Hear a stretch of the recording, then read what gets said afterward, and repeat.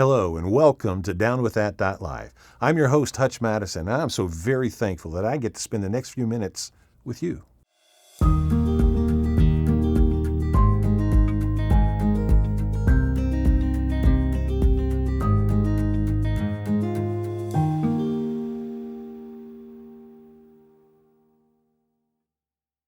Welcome to episode number 1 of DownWithThat.Life. DownWithThat.Life is an online community for parents, siblings, and caregivers of adults with Down syndrome. My wife and I wanted to start a private community where we could do life together with others who love and provide services for adults with disabilities. I thought we'd spend these first few episodes, and I just want to get a chance to introduce myself to you and tell you a little bit about the journey that I'm on. I grew up in southern Maryland, just outside of Washington, D.C., in a very agricultural area at the time. I love spending time outside, playing games and sports and building forts and doing all those things that little boys do out in the woods. And it was a very precious way to grow up, to be quite honest with you, and I enjoyed it. Now, the place where I grew up no longer is that quaint agricultural place, to be honest with you. It's a bedroom community of our nation's capital, so it's gotten a little ritzy, but I enjoyed growing up there. And as I was growing up, I never had much experience with people with disabilities. There was a neighbor that moved in next door. And when I say next door, we didn't live in a subdivision like I do now here on the northern outskirts of the city of Atlanta. When I say next door, it was a ways away, but it was our next door neighbor. And when they moved in, they had a child with cerebral palsy who was confined to a wheelchair. That was the very first experience that I ever had with anybody with a disability. And growing up where I grew up, not having a lot of interaction, I didn't see, as far as I know of, another person with a disability until I became an adult. Well, fast forward a few years, I met my one-day-to-be wife, Cindy, at the age of 16.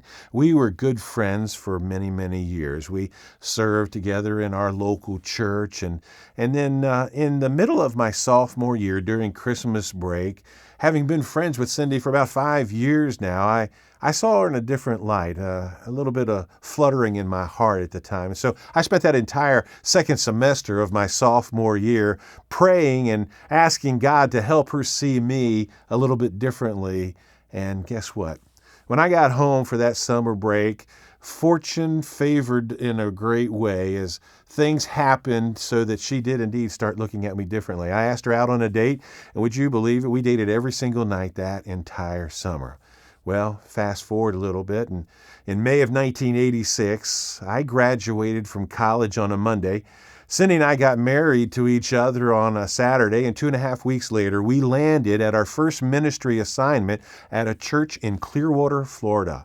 We were there for a little bit over 2 years, and then we got invited to work with our old student pastor at a church in Virginia Beach, Virginia, and so we took that opportunity.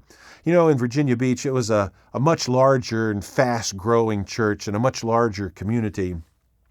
We got to know some families in that church that had children with disabilities, but you fast forward about 2.5 years, and in May of 1990, Cindy and I got the news that would forever change our life.